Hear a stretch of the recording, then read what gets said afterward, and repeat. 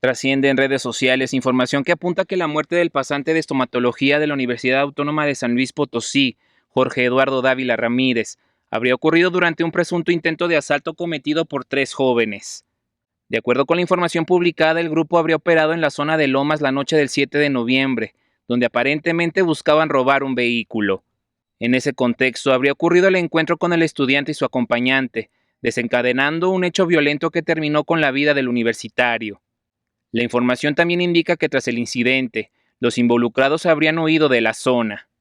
Los nombres y apodos de los presuntos responsables también se mencionan en estas publicaciones, que describen una acción improvisada y sin planeación, que derivó en tragedia. Hasta el momento de esta redacción no existe confirmación oficial de la Fiscalía General del Estado de San Luis Potosí sobre la detención de los involucrados ni de su situación jurídica. Con edición de Salvador Covarrubias, José Luis Vázquez, Noticieros Canal 7.